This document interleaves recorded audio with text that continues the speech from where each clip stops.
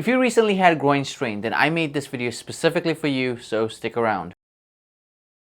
Hey, how's it going? This is Saman here from All Things PT, and in this video I've showed you how to know if you had groin strain, as well as I have gone through some of the exercise and its progression to help you return to your sports that you love. To find out if you have a groin strain or not, what we are going to do is called an adductor squeeze test, and you will need a ball like this for the test. You're going to place the ball right in between your knees, lie down on your back, and what you will do is you're going to squeeze the ball in as hard as you can for a 5-second hold. Okay, 1, 2, 3, 4, 5.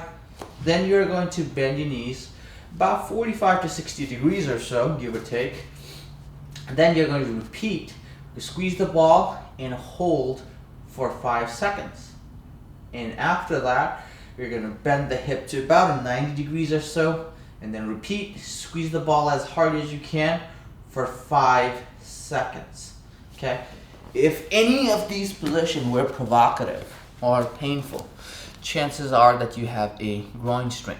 So when it comes to the exercises for your adductor strain or the groin strain, it's recommended to avoid stretching as long as you have symptoms. So till you have pain with movements, please avoid stretching your groin muscles, and after that you can start gently stretching them. More important than stretching, it's very important that you strengthen your groin muscles from the very beginning. For the first exercise, it's going to be similar to our special test, the adductor squeeze test. So you're just going to lie on your back. You're going to put the ball right in between your knees, just like you were on the special test. And what you're going to do, and this is where you have to be intentional on the movement, because now, unlike the special test where you're squeezing as hard as possible, now you are just putting about 50% of that force. Okay, so what you will do, you're going to put about 50% effort. You're going to squeeze the ball pretty gently, hold for 5 seconds, and relax. Squeeze the ball, hold for 5 seconds, and relax. One more time. Squeeze the ball, hold for 5 seconds, and then relax. As you get better at that, say for example after like 3 or 5 days, after you start getting better, after 50% of the force is not painful, then you're going to progress to about 75% of your force. We are just going to put about 25% more effort squeezing the ball. Now this exercise you are going to do 10 times, 5-second hold, twice a day, obviously in a pain-free zone. After you are done and putting 75% of the force, and then you can feel that you can do this without any increase of pain, then you are ready to progress. Okay, so what you're going to do as a progression, say in this case if my right side is the affected or the injured side, you're going to lie down with the right side down, the left hip comes around like this, and what you're going to do, you're going to lift it like this, and you're going to hold for 5 seconds. 1, 2, 3, 4, 5. Down. 1, 2, 3, 4, 5. Down. 1, 2, 3, 4, 5. So you're going to do about 10 repetitions of those, about twice a day. You have to be careful that you may not be able to do from doing the previous exercise to lifting your leg all the way high. So you may have to limit your range from, at least at the beginning, you may have to limit your range from here to maybe up to here.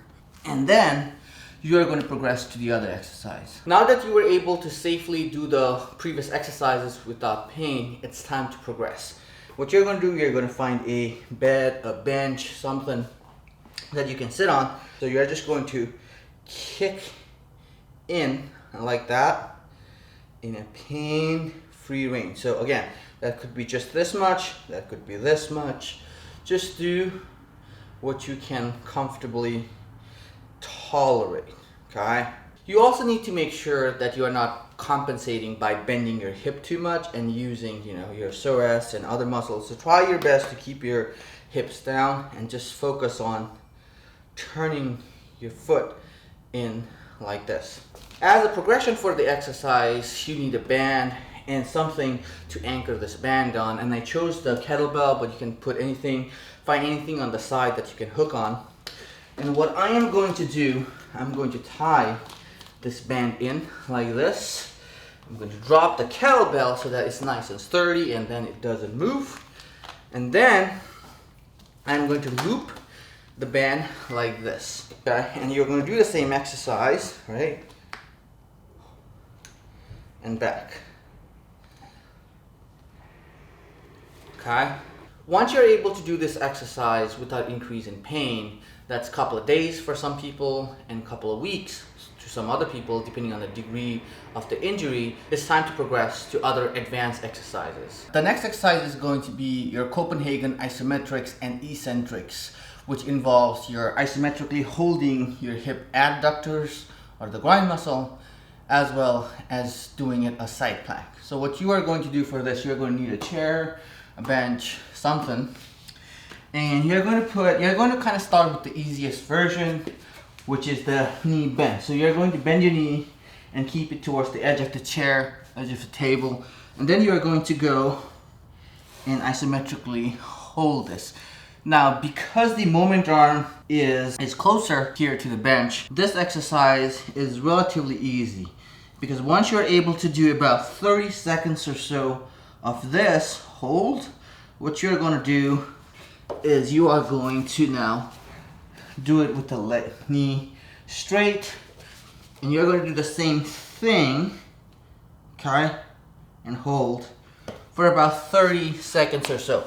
If you're somebody with the knee pain, especially if you have a lot of meniscus problem, a lot of MCL problem, you do have to be careful while doing this exercise with the knee straight, okay? So once you're able to hold the exercise with the knee straight, we are going to come back to the bent knee version, and now you're going to focus on the eccentric portion. So you are just going to slowly lower 1, 2, 3, 4, 5, and then you're going to pull up and hold for a second, and 1, 2, 3, 4, 5, and up and hold for a second, and you are going to do that for a total of 5 reps. And to get to this exercise, you may need a little warm-up, even if this was not painful.